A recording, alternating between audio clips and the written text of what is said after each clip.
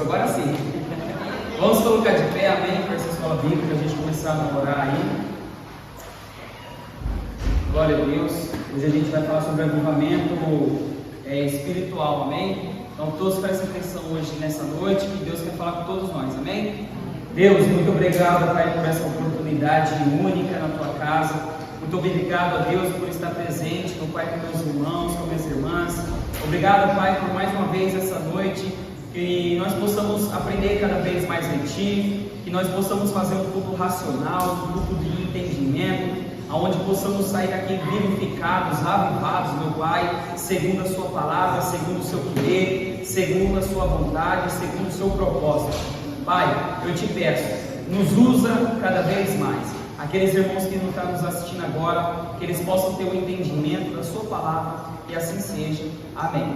Amém, igreja? Amém. Pode se sentar, amém?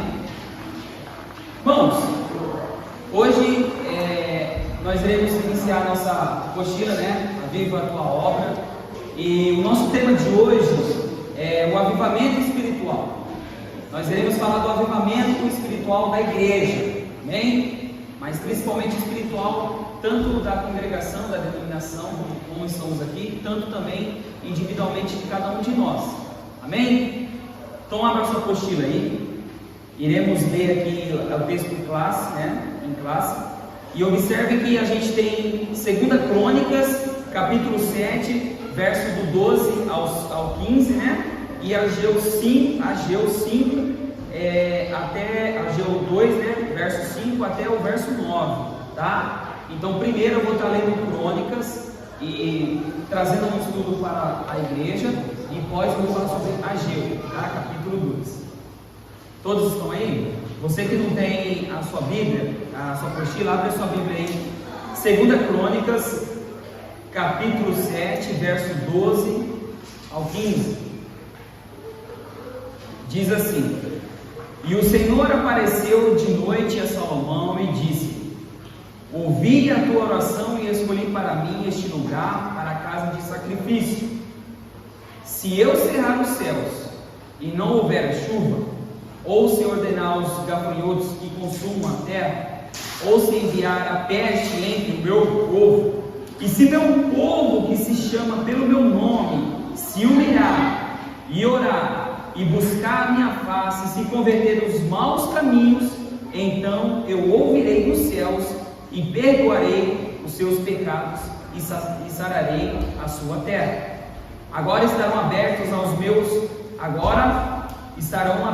meus olhos e atentos aos meus ouvidos a oração deste lugar. Amém, igreja? Então, na introdução, observem aí o que o teólogo quer dizer, quer transmitir aqui para nós. Nesse trimestre estudaremos o avivamento espiritual. Veremos o quanto ele é indispensável para o crescimento e desenvolvimento e o cumprimento da missão integral da igreja no mundo. Esse fenômeno espiritual é a condição primária para que o corpo de Cristo proclame o Evangelho de Jesus a cada criatura. Assim, constatarmos que o avivamento espiritual, mais do que movimentos ocasionais, é uma necessidade permanente para a igreja enfrentar os desafios atuais. Então, irmãos, quando nós falamos de avivamento, nós entendemos o quê? Principalmente espiritual. Entendemos que a igreja, que somos nós, entendemos que nós precisamos nos avivar. Precisamos nos avivar, precisamos entender que no decorrer de toda a história, Deus interveio ao seu povo. Houve uma intervenção da parte de Deus, direta de Deus, através do seu Filho e através do seu Espírito Santo. Então observe aí, no primeiro tópico, o que é avivamento espiritual? Observe, o avivamento espiritual, em primeiro lugar, o avivamento espiritual é uma intervenção de Deus. Só tem um início quando o Espírito Santo encontra um espaço no coração de uma pessoa, de um grupo, de uma cidade ou de uma nação. Então o avivamento, para acontecer, ele precisa primeiramente a igreja dar lugar. Segundo, a pessoa dá lugar. Ele precisa também que uma cidade dê lugar. Ele precisa que a nação dê lugar para que esse avivamento aconteça. Mateus, com que base você está falando isso para que você possa afirmar que o avivamento precisa acontecer e a nação tem que abrir o coração, a cidade tem que abrir o coração voltado para Deus? Nós, seres humanos, precisamos estar voltados diretamente para Deus. Lá em Apocalipse, capítulo 3, verso 20, Jesus disse para a igreja de Laodiceia: observe, eis que estou à porta e bato. Se alguém ouvir a minha voz e abrir a porta, entrarei em sua casa e cearei com ele e ele comigo.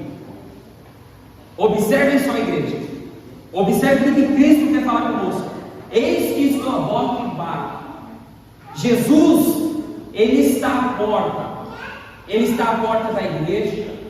Ele está à porta da sua casa. Ele está à porta de você. Ele está à porta da nação brasileira, da nação americana, de todas as nações. Vimos e vemos o avivamento acontecendo nos Estados Unidos. Chama atenção, não chama? Muitas pessoas já estão querendo sair daqui e ir para lá porque o avivamento está lá. Mas esquecemos o que? Do princípio. Eis que estou à porta e bato. Jesus está à porta. Precisamos, eu quero que você preste bastante atenção, não perca o seu foco, porque isso é para a edificação da sua alma, do seu entendimento, do seu ser. Eis que estou à porta e bato. Se alguém ouvir a minha voz e abrir a porta, entrarei em sua casa e cearei com ele e ele comigo. Se você ouvir a voz de Cristo, se a igreja do Jardim Brasil ouvir a voz de Cristo, se os irmãos que estão ouvindo essa mensagem na live, no YouTube, no Facebook, ouvir a voz de Cristo, bater na sua porta, bater no seu entendimento, bater na sua consciência, e você permitir dar lugar para Ele, Ele entrará, porque você abriu a porta para Ele entrar. Se a nação brasileira der lugar e buscar a Deus, Ele virá, e nós abriremos a porta, porque esperaremos Ele para cearmos, para nos alimentarmos juntos. E olha que legal, nesse pequeno verso que eu acabei de ler para você: se alguém ouvir a minha voz e abrir a porta, entrarei em sua casa e cearei com ele e ele comigo. O que me faz refletir é que quando nós sentamos na intimidade ali, eu e você, meu irmão, nesse momento, nós sentamos ali para com Deus, buscando entendimento, buscando mais sua face, buscando compreender os seus propósitos para conosco, para com a igreja, para com a cidade de Indaiatuba e para com o Brasil e para com o mundo. E quando nós sentamos e deixamos Ele entrar e seremos, e nessa ceia, irmãos, haverá frutos do Espírito, haverá vida, haverá felicidade, haverá paz, longanimidade, benignidade, amor, paixão, domínio próprio. Cearemos os frutos do Espírito para com Deus. Cearemos a presença divina de Jesus Cristo em nossas mesas.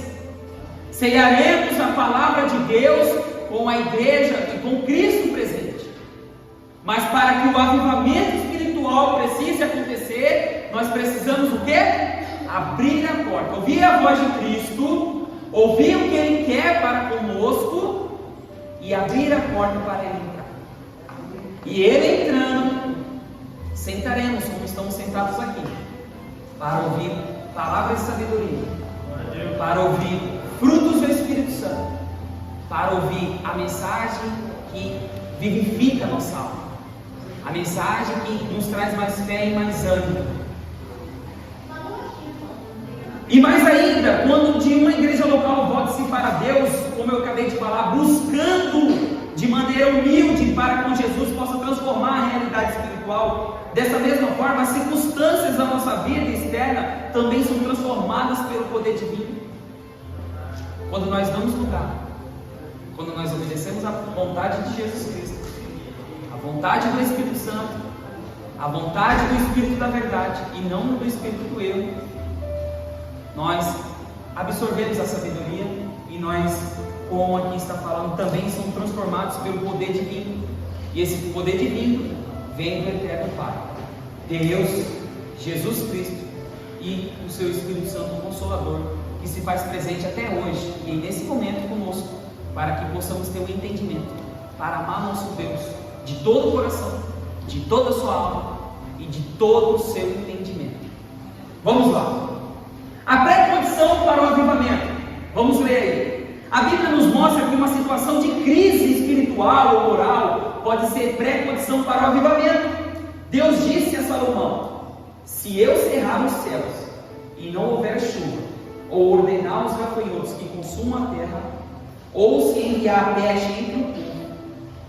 Percebe, irmãos? Imagine só se hoje faltar comida. Imagine só se hoje faltar água. Imagine se pestes vem e destrói a nossa colheita, nossos alimentos. Imagine se não chove. Imagine se não tem sol, se não tem um ventinho gostoso. Imagine isso. É aí que o cristão tem que estar avivado. É no poder, o poder de Deus, igreja, o poder de Deus, ele se aperfeiçoa nas nossas fraquezas. É quando estamos passando dificuldades, é quando nós estamos passando por grandes lutas, grandes provas, que a pré-condição para que o avivamento aconteça, precisamos entender que no momento de crise, devemos dobrar nossos joelhos e entender o que Deus quer para conosco.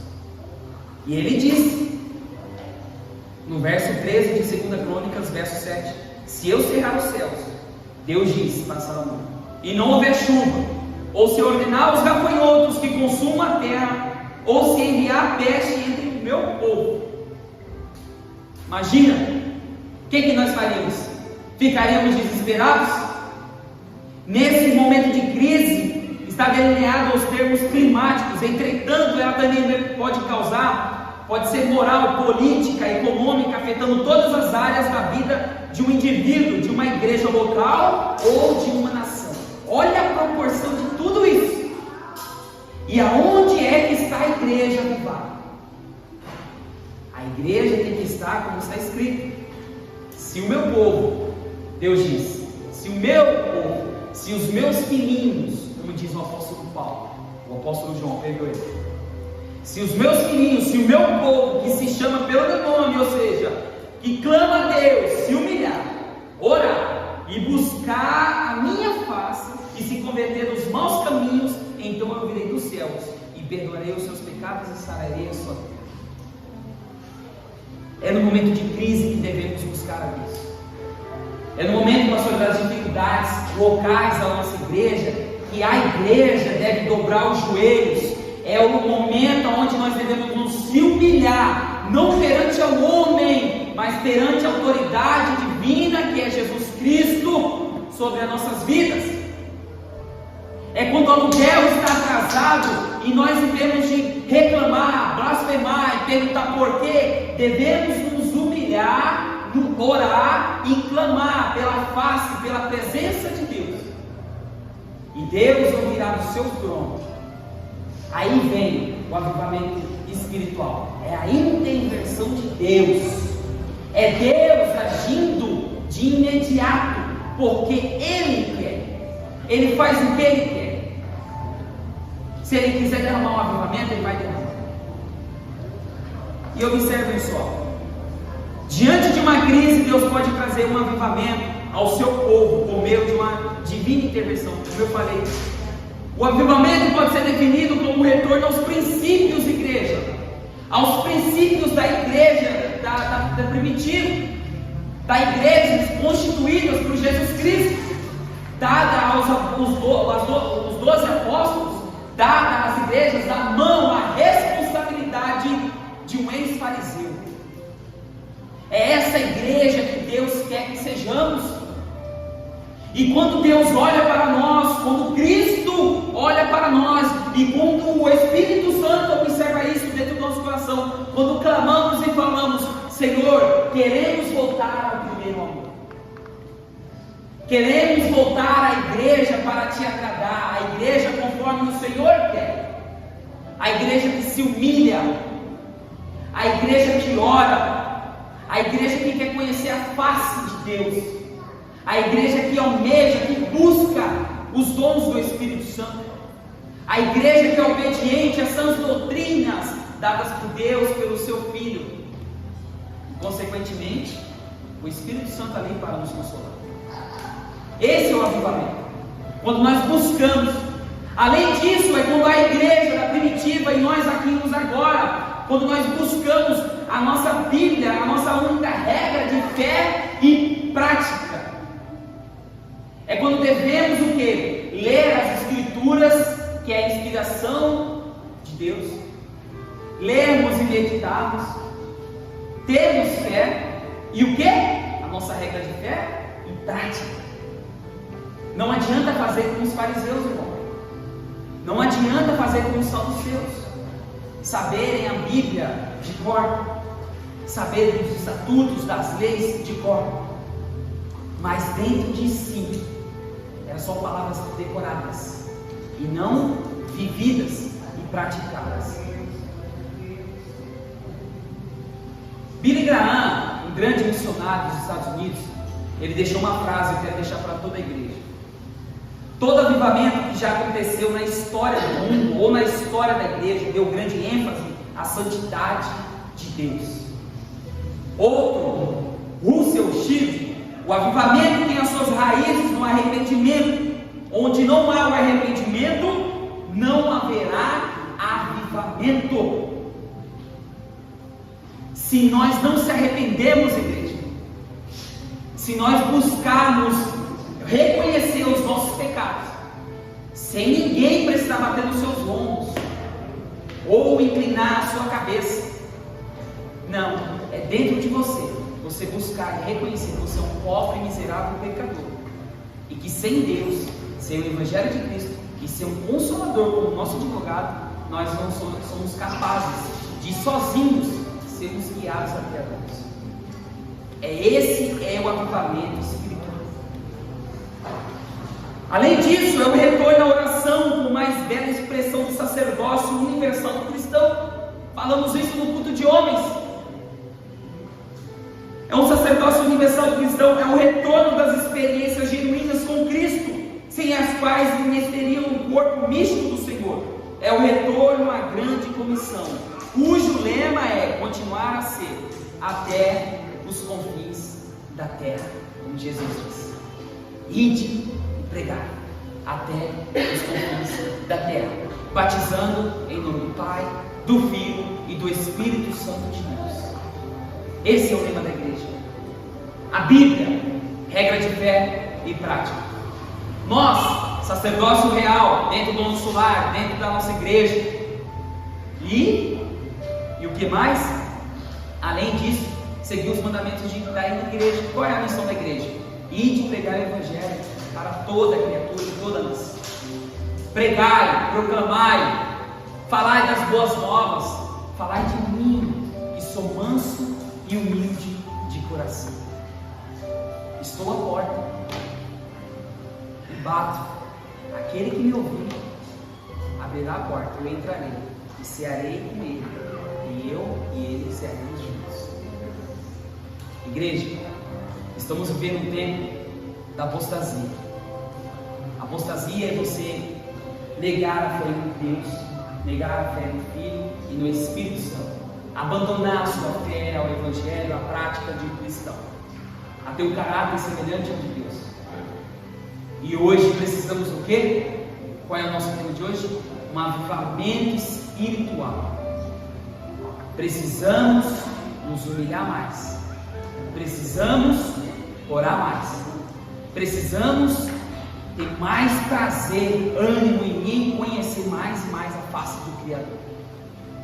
Precisamos ler mais as Escrituras, precisamos buscar os frutos do Espírito, precisamos praticar a palavra de Deus. E é isso que é nessa noite que eu quero trazer para você. O verdadeiro avivamento espiritual que nós precisamos, igreja. Não precisamos sair daqui para outro estado. Lá está tendo avivamento, glória a Deus. Você não sabe o contexto, como é que estava aquela igreja. Aquela igreja está passando por uma crise. pessoas proclamando e pedindo súplicas pelas injustiças praticadas pelo mundo? Ou você quer ir lá para só ter prazer em tirar uma fotinha e falar: estou no local aonde Cristo está fazendo um grande avivamento, aonde Cristo está intervindo diretamente na igreja? Não, igreja. O Deus é o mesmo Espírito que habita em mim, habita em vós. Ele estará em vós e dentro de vós, dentro de vocês. Basta vocês abrirem o entendimento, basta vocês abrir a porta para Ele entrar, e nós cearemos juntos, para a glória e honra do Senhor Jesus Cristo. Esse é o papel da igreja, esse é o avivamento. Se vocês observarem essa igreja, falo de alguns meses para cá, vem acontecendo coisas, e essas coisas espirituais é para aqueles que estão atentos. Muitas coisas irão acontecer aqui. Eu creio, mas é porque muitas pessoas estão orando, pastor. Muitas pessoas estão se humilhando, muitas pessoas não concordam com a injustiça, odeia a justiça, odeia a iniquidade, odeia a transgressão, que é a quebra dos mandamentos de Deus. É como aconteceu no exílio da Babilônia. Alguns foram culpados, porque a Bíblia diz, Ezequiel relata, que muitos choraram pelas injustiças praticadas dentro do templo de Deus. As imoralidades sexuais, as idolatrias, as feitiçarias, as profanações dentro da casa de Deus. Se nós cristãos queremos viver um avivamento na nossa vida espiritual, deixe Jesus Cristo entrar dentro de você. Peça para que o Consolador te console em todos os momentos difíceis da sua vida.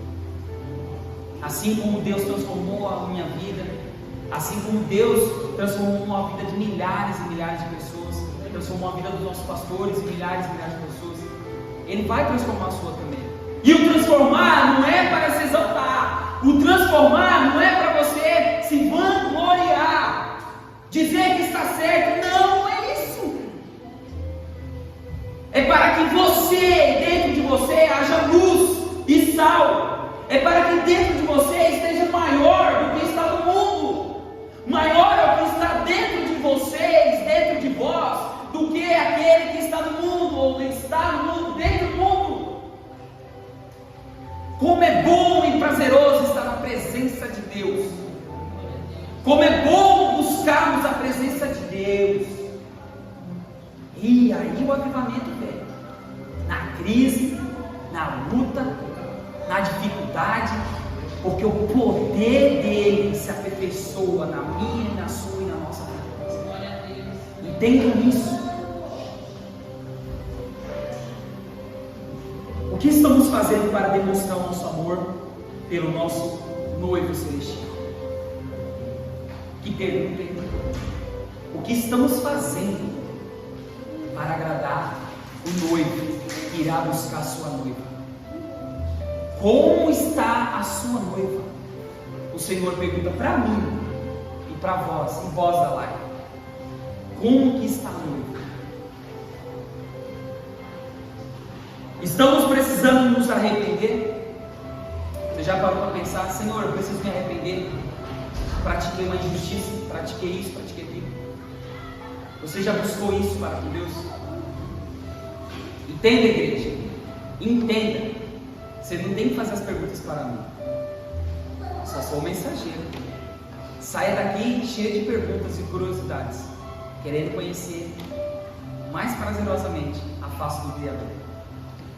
Quando você chegar no seu quarto, mesmo que você não tenha intimidade com a sua esposa, mesmo que você não tenha intimidade para demonstrar a fé que você tem em Cristo, mas cabe a você perguntar para o Pai: Senhor, como é que eu estou perante ao Senhor que é minha mãe? Como é que eu estou perante? Eu estou sendo santificado? Eu estou sendo avivado? Eu estou me humilhando? O que eu preciso? Qual é o seu propósito na minha vida? O que o Senhor quer de mim? Isso não é afrontar Deus. Isso é curiosidade. Senhor, o que o Senhor quer de mim? Quais são os mistérios que o Senhor tem para mim? Pode demorar, irmãos, mas Ele responde. Porque não cabe a nós questionar Deus por que a demora. Cabe a nós a só se humilhar, orar, querer conhecer a face dele, arrepender dos maus caminhos, arrepender dos vossos pecados, e ele vai sarando a sua terra, vai sarando os seus problemas, vai sarando as suas dificuldades, vai sarando o caminho que está totalmente obscuro, aonde ele vai te guiando. Tem o caminho largo e o caminho estreito. Nesse caminho estreito tem vários objetivos, tem várias dificuldades, várias provas, várias lutas, mas ele, o Consolador, estará conosco, nos guiando com o seu Consolador, com a sua palavra. Estaremos lá, juntos. Para qual caminho, Mateus? Para o caminho da onde eu verei a noiva, vindo dentre as nuvens, para buscar a sua noiva, que será levada para o céu, o celestial, a nova Jerusalém. O cristão tem que estar com isso em mente. O cristão, ele tem que estar com isso. Como foi o começo, como foi o meio e como será o fim. Só sei de uma coisa: ele virá, porque o que ele promete, ele cumpre. Ele tarda, mas não falha. Então, igreja, buscaremos o avivamento. Vamos ser os remanescentes de Atos 2. Vamos buscar, jovens, a santidade para com Deus. Foi o que eu falei para vocês: sejam fortes e corajosos. É o que o apóstolo Paulo falou para Timóteo: seja forte e corajoso. Siga em frente. Vai no meu propósito. Siga a vontade de Deus. Tem um mundo inteiro para nós alcançarmos. O mundo inteiro. Tem a tecnologia. No céu não vai ter desculpa em você falar: Senhor, não teve avivamento porque eu não sabia, eu não conhecia a sua palavra. Senhor, eu não evangelizei, não fiz missão porque eu não conhecia a sua palavra.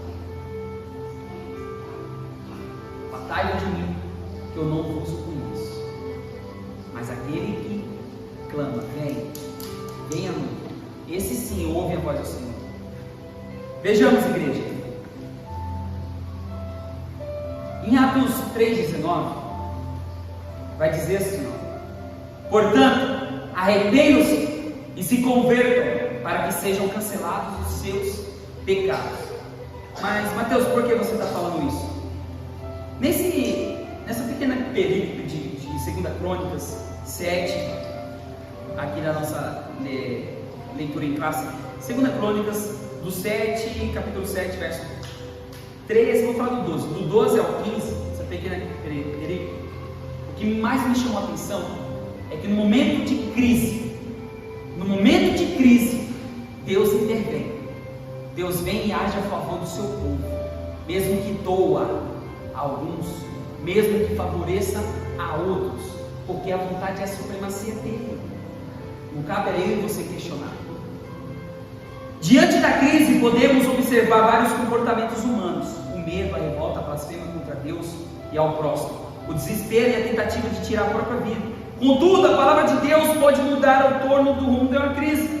E se o meu povo, que chama pelo meu nome, se humilhar, orar, buscar a minha face e se converter dos meus maus caminhos, então eu virei dos céus e perdoarei os seus pecados e sararei a sua terra. Mateus está repetindo de novo esse verso 5. Observem um segundo tópico, além da crise, que é quando ele fala a humilhação. Quando nós devemos nos humilhar no lugar de revolta diante das crises espirituais, materiais, que clamam por soluções efetivas, as humilhações diante de Deus é a primeira condição para que o avivamento espiritual aconteça. É se o seu povo, que chama o seu nome, se humilhar. É o primeiro ponto que pode acontecer o avivamento espiritual nas nossas vidas.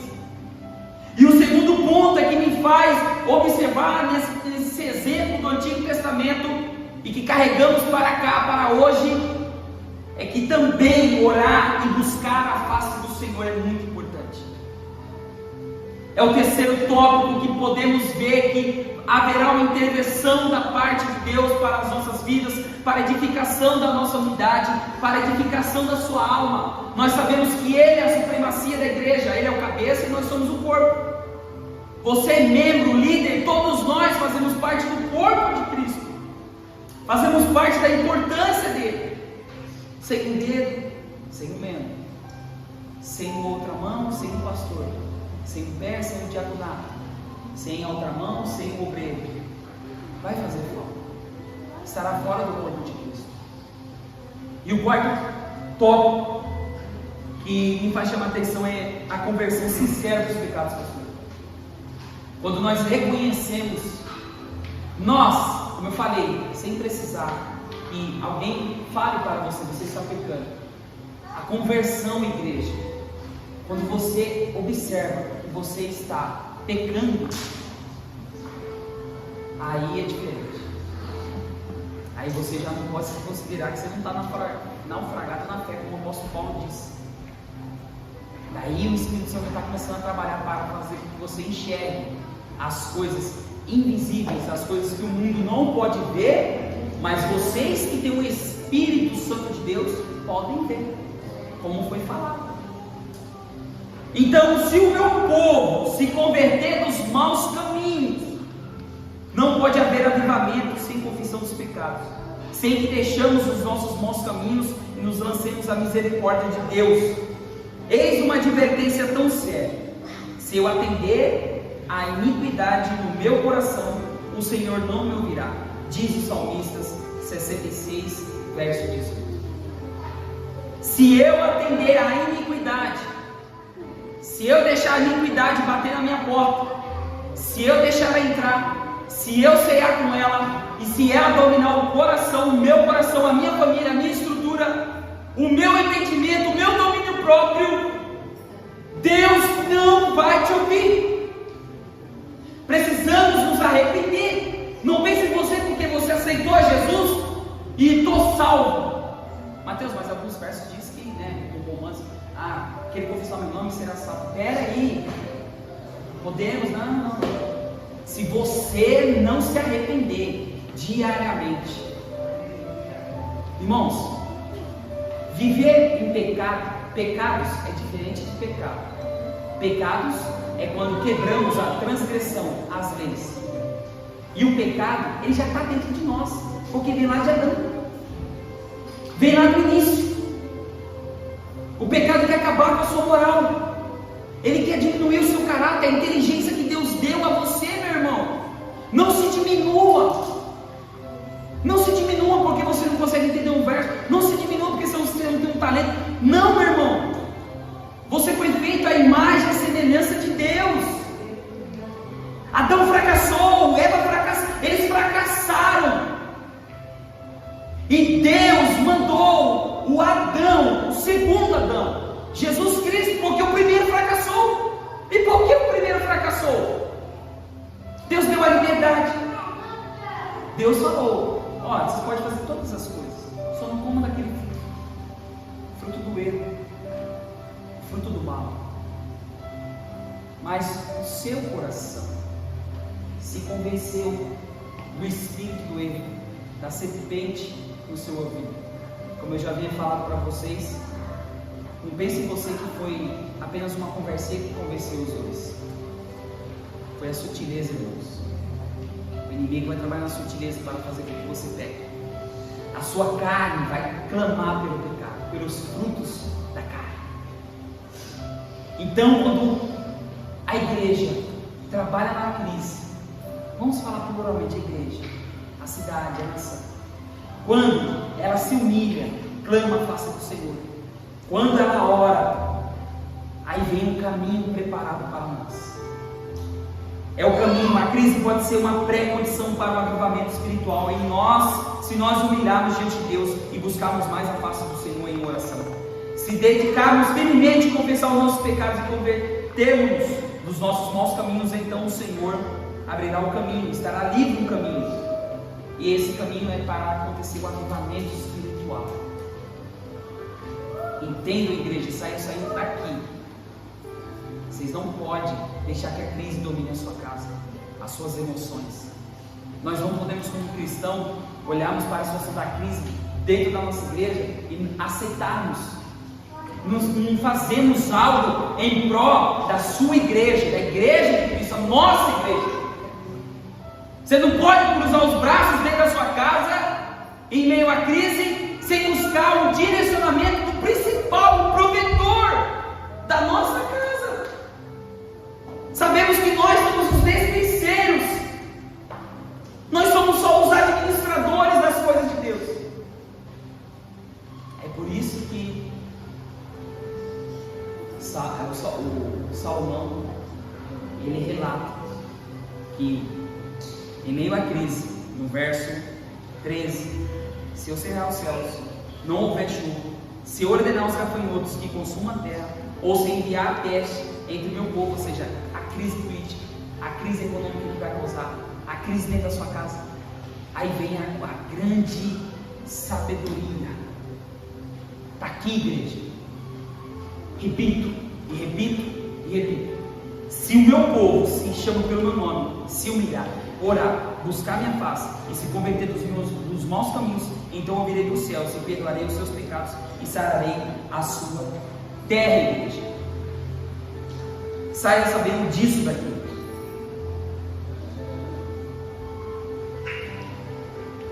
Eu quero deixar uma observação muito importante que eu fui falho aqui em não deixar. Na parte de orar e buscar a face do Senhor, quando a gente tem de orar, igreja, volta aí, quando a gente tem de orar, nós vemos e ouvimos o salmista Davi, vemos todos os patriarcas, todos os profetas, todos os homens e servos de Deus tendo a oração com a prática e o costume de meditação para com Deus, correto? Todos estão me entendendo? Mas o principal, igreja, Lucas capítulo 22, verso 44, o principal foi Jesus.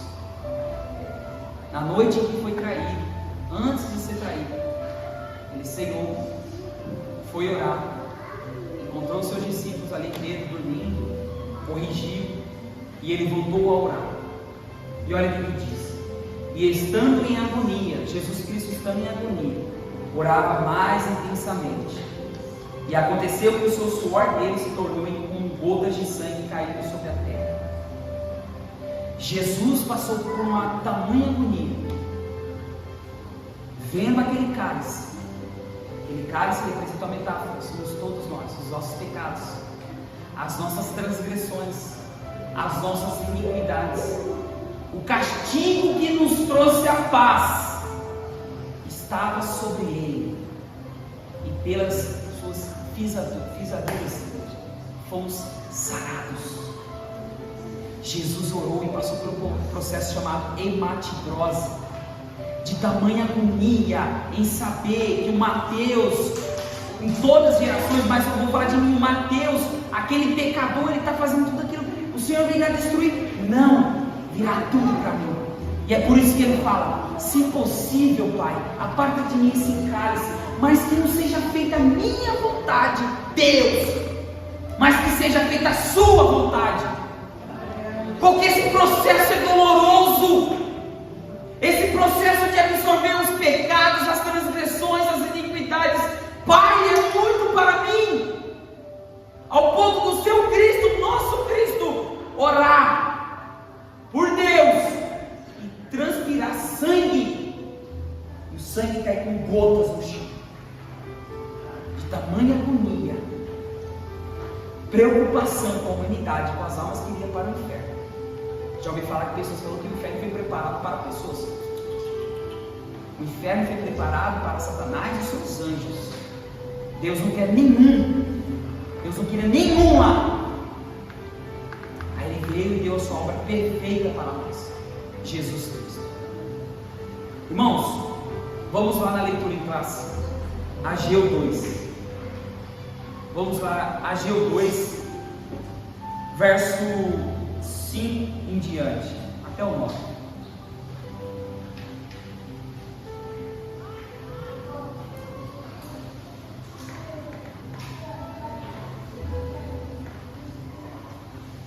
Todos encontraram? Ageu 2,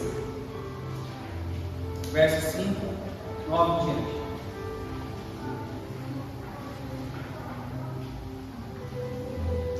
Segundo a palavra que concetei convosco quando saísse do Egito, e o meu Espírito habitava no meio de vós. Não temais, porque assim diz o Senhor dos Exércitos: ainda uma vez, daqui a pouco, eu farei tremer os céus, e a terra, e o mar, e a terra seca, e farei tremer todas as nações, e virá o desejar de todas as nações, e encherei esta casa de glória, diz o Senhor dos Exércitos.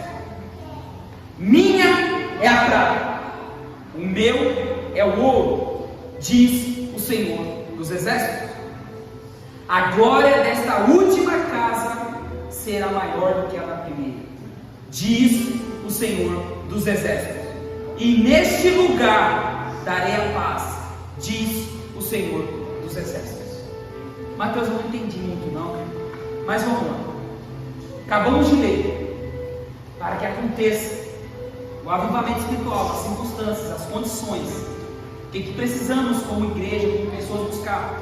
Aprendemos que as condições para um avivamento espiritual passam por uma crise, pela humilhação diante de Deus, oração e buscando a face do Senhor e arrependimento dos seus pecados. Aprendemos isso, amém?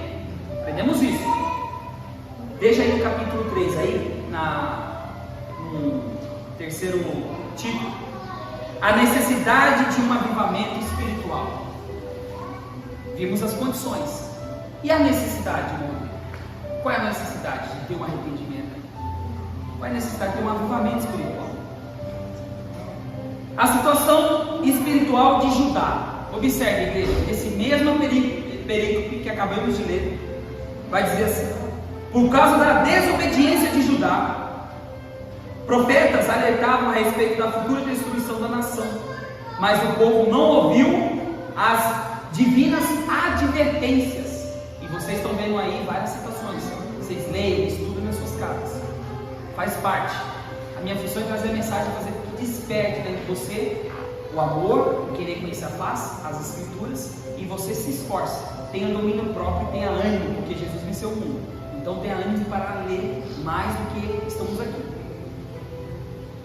A destruição do templo e morte. Por ignorar a voz do Senhor, o povo foi levado em cativeiro para a Babilônia, e o templo foi destruído. Além disso, um terço dele morreu de fome e de peste, ao passo que o outro terço morreu pela espada. Igreja, já ministrei para vocês aqui Ezequiel 8, falei do tempo, lembram que eu falei para vocês? Antes de acontecer isso, Deus usou Isaías, Deus usou Jeremias, Deus levantou Ezequiel para falar com o seu povo. E olha só, em Ezequiel 5:12, Ezequiel 5:12, Deus vai falar para o seu profeta, da sua casa: uma terça parte dos seus moradores morrerá de peste e será consumida pela fome dentro das suas muralhas. Ou seja, crise, fora e dentro. Mas observa os detalhes, igreja, que Deus alertou a nação de Jerusalém, a nação de Judá. Uma terça parte dos moradores morrerá de peste e será consumida pela fome dentro das muralhas. Outra parte cairá a espada nos seus arredores, e a outra terça parte espalharei aos quatro ventos, e irei atrás dela com a espada na mão. Igreja, Deus alertou o seu povo, Deus instruiu a sua casa. O povo estava perecido, grande parte estava totalmente contra as vontades de Deus. E como vocês podem ver, uma terça parte morreu de fome. Observem que você morrer de fome dentro do castelo quer dizer que as reservas de comida já se foram, quer dizer que a água já tinha se acabado, quer dizer então que alguma coisa externa do castelo aconteceu. Talvez não choveu, talvez Deus cortou o sol, Deus cortou a chuva, Deus mandou pragas, e uma terça parte morreu de fome dentro do castelo. e outra terça parte foram mortos à espada. Por quê? Além disso, na instrução B que vocês estão vendo aí, o chamado para construir o templo. O povo foi exilado para a Babilônia, todos nós sabemos disso. Passou 70 anos, Jeremias profetizou que o povo ia ficar 70 anos por causa da pecaminosidade, da iniquidade, da transgressão. Foram para lá. Fora a terça parte que morreu de fome, morreu na espada, e os que fugiram ainda foi morto pela espada, e Deus mandou matar, exilar, aniquilar. E o templo foi destruído. Sabemos que essa casa que foi destruída, igreja, preste bastante atenção, essa casa que foi destruída, ela foi construída há 950 anos antes de Cristo pelo rei Salomão, e em 586 foi atacada por Nabucodonosor II, destruindo o templo que Deus havia falado para Salomão construir, e destruíram. A vida espiritual do povo pós-exílio não era boa, pois, silêncio por favor, pois ele não sentia falta de lugar de reunião para adorar o Senhor. Por meio do profeta Ageu, Deus cobrou do povo rebelde a construção do templo que o exército babilônico havia destruído. Igreja, Deus cobrou dos exilados para que reconstruísse o templo. Mateus, onde você quer chegar? Mas a gente estava lá em Crônicas, e Ageu foi um profeta que profetizou sobre os exilados a construção da primeira casa de Jerusalém. Aí, para construir essa casa, irmão Paulo, precisa de homens, correto? E Deus levanta quem? Zorobabel, o governador, e Josué, o sacerdote. O povo pós-exílio descuidou e não deu valor à casa do Senhor após a repreensão divina. Deus levantou homens fiéis para construírem o templo dele. Zorobabel e Josué, além dos exilados, Deus exigiu que o seu templo, além de ser destruído, voltasse para construir. Mas, Mateus, como assim? Eu não estou entendendo. Como é que o povo então saiu da Babilônia? Nabucodonosor foi bonzinho? Não. Foi pelo rei da Pérsia, chamado Ciro. E olha só, quem foi que mandou, preste atenção, quem foi que mandou tirar o povo de Deus depois de 70 anos, depois da profecia do exílio da Babilônia? O próprio Senhor Deus usou um ímpio, um homem que não ouvia, um homem que não conhecia Deus, um rei da Pérsia chamado Ciro. Observe, o desejo das nações e a glória da segunda casa. Conclamando, o povo se levantava para construir o segundo templo, e por intermédio do profeta Deus descreveu como seria esse avivamento espiritual, igreja. E virá o desejo de todas as nações. Olha o verso que a gente acabou de ler. E encherei essa casa de glória. A glória dessa última casa será maior do que a da primeira, diz o Senhor dos Exércitos. E nesse lugar darei, diz o Senhor dos Exércitos, luz, paz.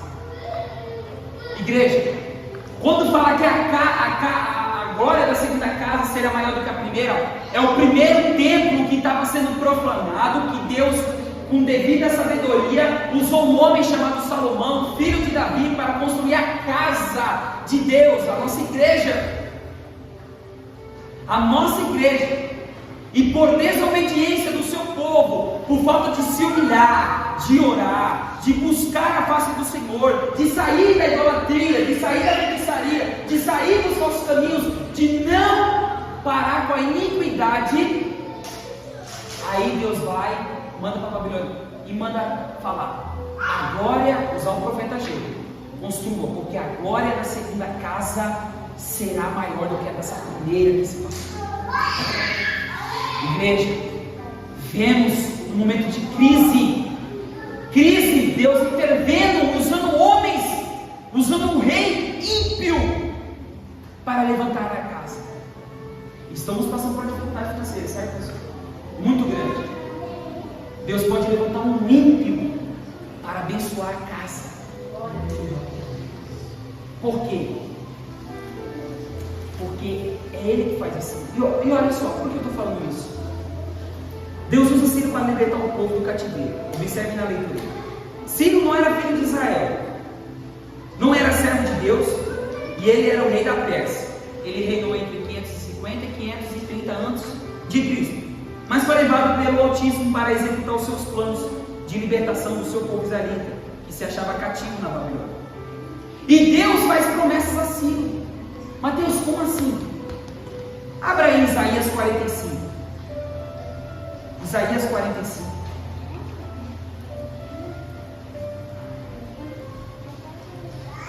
Verso do 1 ao 3.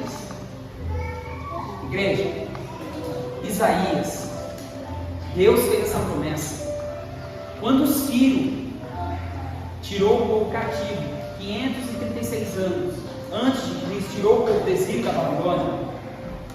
O profeta Isaías já profetizou 740 anos antes, e até o nome Ciro, ungido de Deus, iria salvar o povo exilado da Babilônia.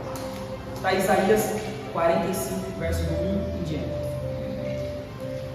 Olha só o que Isaías escreveu. Assim diz o Senhor ungido, ao ungido. Que ungido? Isaías fala, a Ciro, a quem tomou pela sua mão direita para abater as nações diante da sua face. Eu soltarei os lombos dos reis para abrir diante dele as portas, e as portas não se fecharão. E eu, maiúsculo, Deus, irei adiante de ti. Está dando conselho a Ciro. E endireitarei os caminhos tortos, e quebrarei as portas de bronze, e despedaçarei os ferrolhos de ferro. Aí, além disso, Deus faz uma promessa ao ímpio, ao rei Ciro. E olha qual é a promessa? Observe no verso 3. E te darei os tesouros da escuridão e as riquezas encobertas, para que possa saber que eu sou o Senhor, o Deus de Israel, que te chama pelo teu nome. Ciro, você irá libertar o meu povo da Babilônia. Deus usou o ímpio. A glória da segunda casa será e foi maior do que a da primeira. Por quê? Porque o povo aprendeu que sem Deus, com iniquidade, com transgressão, com idolatria, com mentiras, com brincadeiras, com a falta de temor a Deus, não se pode agir de qualquer jeito, não se pode agir de qualquer forma. E a glória da segunda casa, houve um avivamento nas pessoas.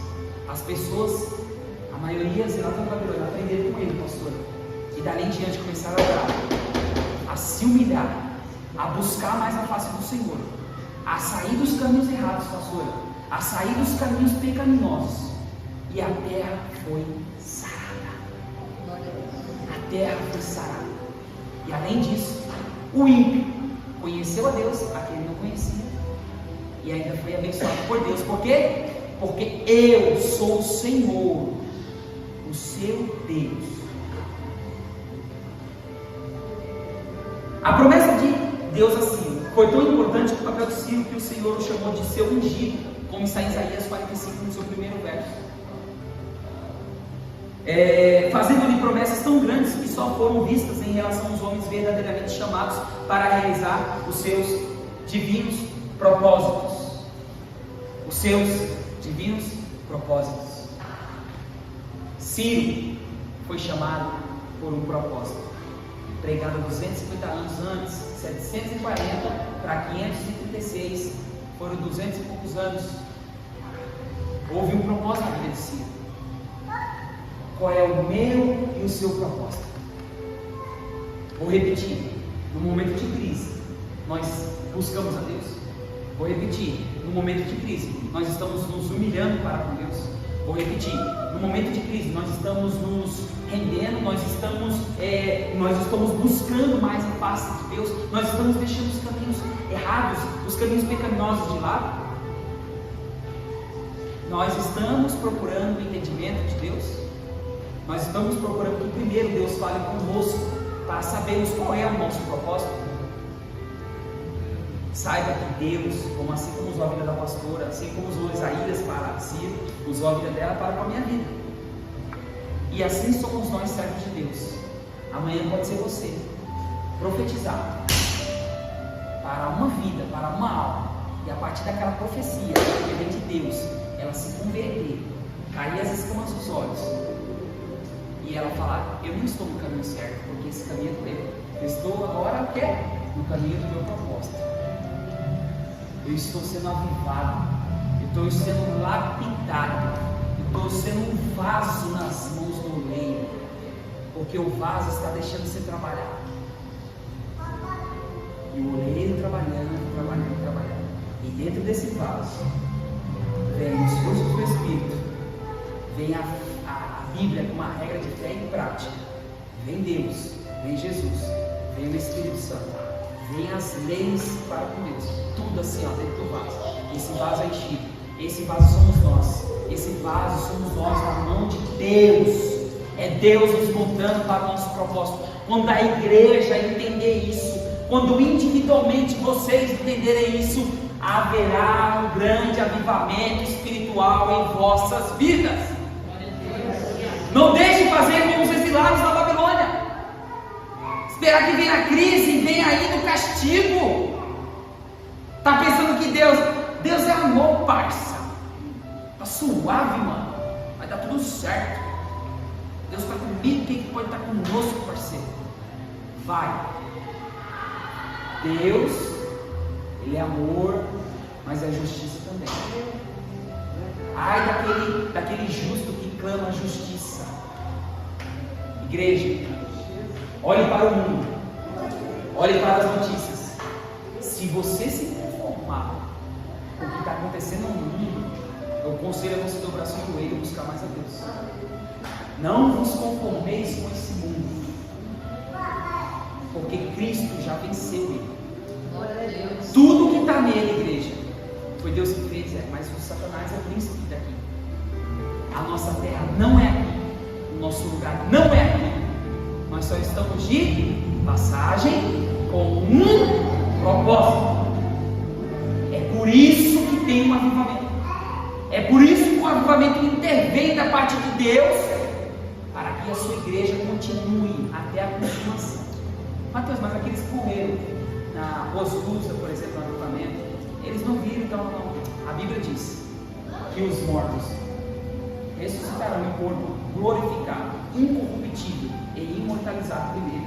E os vivos que estão na terra, aqueles que o Pai chamaram, Cristo chamaram, virá das nuvens, dentre as nuvens, buscar a sua mão. Todo olho verá. É por isso que tem que ter o avivamento. Senhor, aviva a sua igreja, aviva nós, faz aquilo que está acontecendo nos Estados Unidos. Mas o corpo de Cristo, como é que está aqui? De 100%, como é que estamos aqui? Pense em você, não balança a cabeça para mim, para ninguém que está do seu lado, conscientemente. Estamos em um propósito? Estamos em um caminho? Estamos com um objetivo? Porque o Deus é o mesmo, a unção é a mesma, que é derramada sobre todos nós. E a conclusão do tempo, igreja, ela começou pelos profetas Zorobabel, governador, e Josué, amém? Começaram no ano 520 antes de Cristo, e em 516 eles concluíram a segunda casa. Essa segunda casa que foi a maior do que ela primeira. Essa casa, onde o rei Herodes o Grande, 19 anos antes de Cristo, reformulou essa segunda casa. Não ficou a terceira casa, a segunda ainda.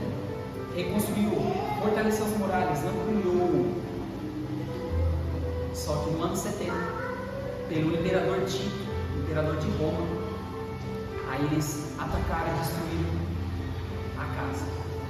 Por que eu estou falando isso? Porque é uma profecia que virá antes que Cristo vier, será construído o terceiro templo, para que dentro desse templo o anticristo proclame que ele é Deus. Vou repetir: A glória da segunda casa será maior do que a primeira, e não da terceira, e não da primeira. Será maior do que a da primeira. Primeira e segunda. A terceira está profetizado que vai acontecer. Com a graça de Deus, por meio do rei Ciro, levas dos israelitas voltaram para Jerusalém e começaram a reconstruir o templo. E em 520 a.C., o templo se encontrava em ruínas. Com a bênção de Deus, o segundo templo, ou seja, a segunda casa, como eu já falei, foi concluído em 516, como eu já falei. Assim houve um grande avivamento como consequência da intervenção de Deus na história de Israel. Houve um grande avivamento, igreja. Imagine você, exilado na Babilônia, sendo chicoteado. Você fala: nossa, pai, que castigo. Meus filhos nascendo aqui, vendo essas humilhações, vendo um rei cruel, enquanto nós era só obedecer a sua vontade, enquanto nós era só cumprir. Aí imagina você, os sacerdotes, os pastores da casa, aqueles guias que deveriam pregar o evangelho, pregar a palavra de Deus naquela época, lá na prisão, aqueles mesmos que estavam profanando dentro do templo, ouvindo uma imagem de escultura, vendo os animais répteis rastejantes e as imagens de esculturas no centro, no templo de Deus. Imagina a profanação. É a mesma coisa eu chegar aqui para o pastor e falar: pastora, esse aqui é o nosso Deus agora, tá?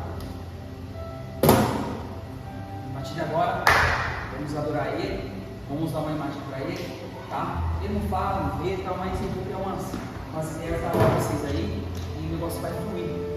Como o apóstolo Paulo diz, né? As palavras falaciosas, as palavras eloquentes, palavras de talvez fácil entendimento, uma mansidão no meio da fala, para convencer o seu povo a ir até o erro.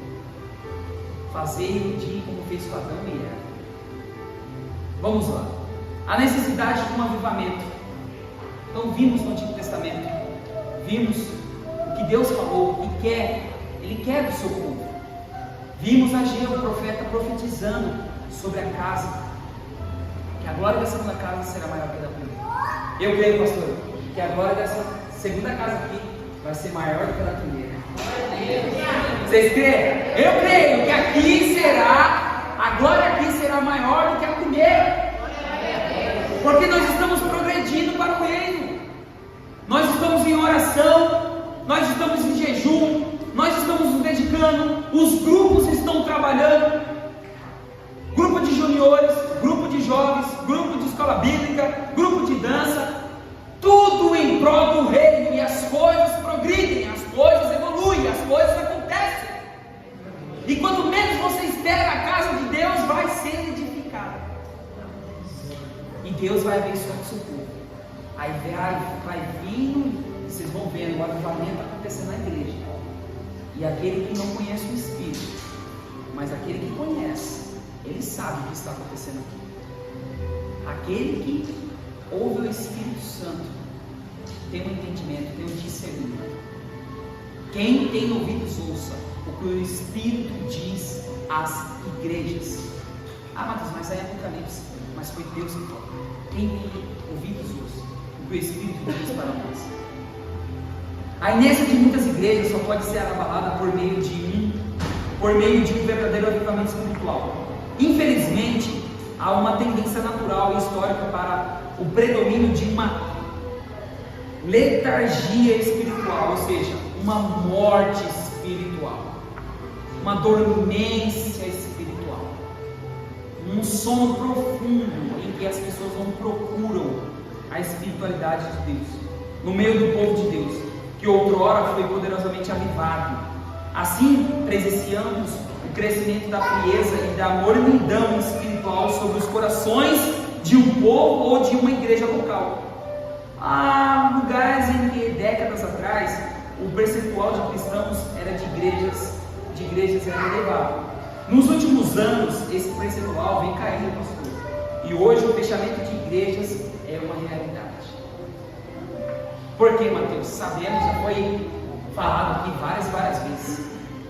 pastores mal preparados, membresia, não quer o avivamento de Deus, não ouve, a igreja não tem escola bíblica, não tem um fundamento, não tem regra de fé, não tem estatuto, não segue a palavra, não pratica a palavra, morrem, perecem por falta do quê? De conhecimento. Olha só, igreja, vocês pensam que é só palavras da minha boca? Quero que fique só na minha boca, não. Olha o que Jesus disse em Mateus capítulo 22, verso 29, quando ele diz para os saduceus, pastora, e para quem não gosta: errais, não conhecendo as Escrituras, nem o poder de Deus. Vocês erram porque acham que vocês são os santos, os certos. Vocês erram porque vocês não leem a Escritura. Eu não preciso ler essa Escritura, gente. Eu sou movido pelo Espírito Santo. Só o Espírito Santo tá bom para mim, mano. Quantos já ouviram isso aí? Eu já ouvi, já. Pessoas daqui, pessoas de fora, pessoas do trabalho. Não. Igreja já era. Eu não sigo o estatuto, eu não sigo a parte governamental, a eclesiasia, a eclesiástica da igreja. Eu não sigo a igreja, eu sigo a mim. E é isso aí, o Espírito está em mim e pronto.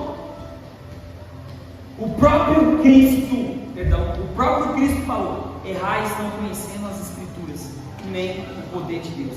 Cara, quem sou eu para falar que Jesus está errado? Quem sou eu para não seguir Jesus Cristo?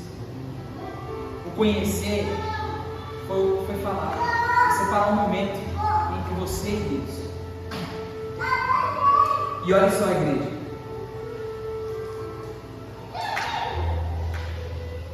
deixa eu pegar aqui. Lá em Oséias capítulo 2, verso 14, diz assim: portanto, eis que eu atrairei e levarei para o deserto, e lhe farei ao coração. Vou repetir. Portanto, eis que eu atrairei, Deus falando para Oséias, e levarei para o deserto, e lhe falarei do seu coração. É no deserto que Deus fala conosco.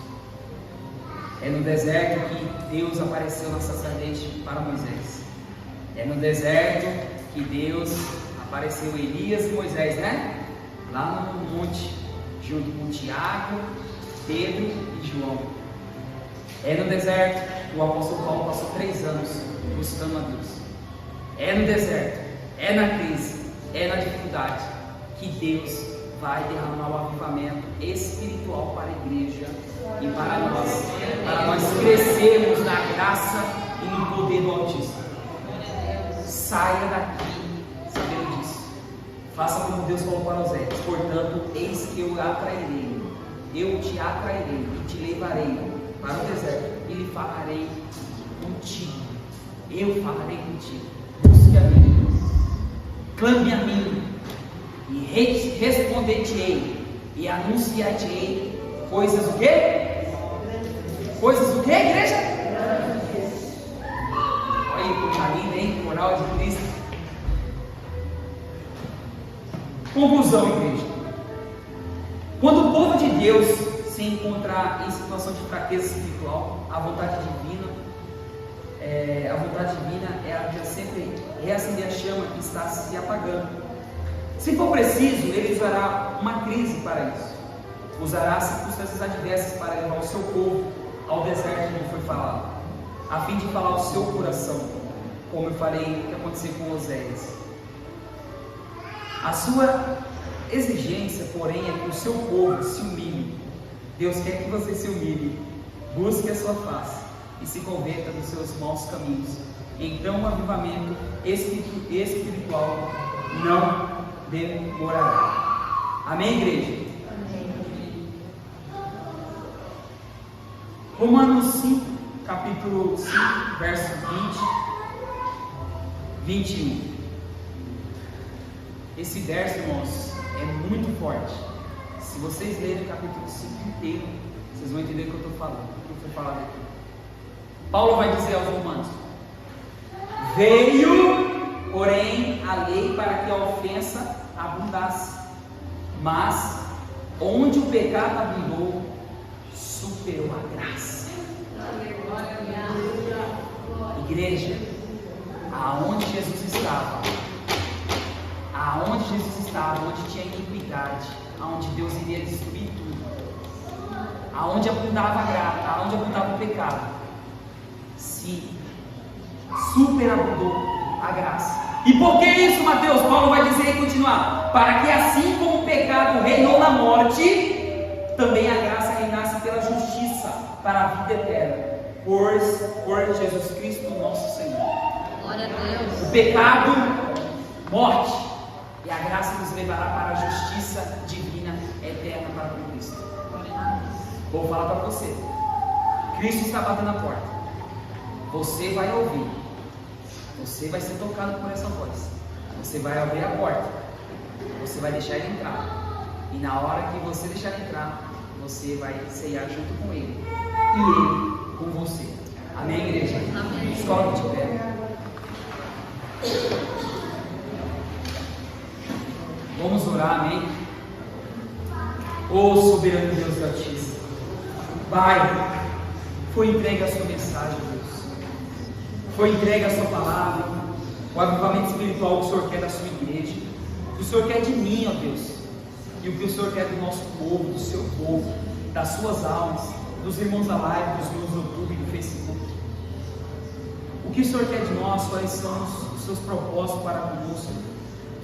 Oh Deus, que o Senhor venha nos avivar cada vez mais, que o Senhor venha fazer a presença, a morada no nosso lugar. É como Paulo foi usado, e através do Espírito Santo disse que aonde abundou o pecado, superabundou a graça do seu Filho unigênito, morreu na cruz do Calvário, o seu sangue, a cobertura espiritual em todos nós. A graça é sensata, justa e piedosa, Deus. Que o Senhor venha nos revestir com a sua couraça, o capacete da justiça.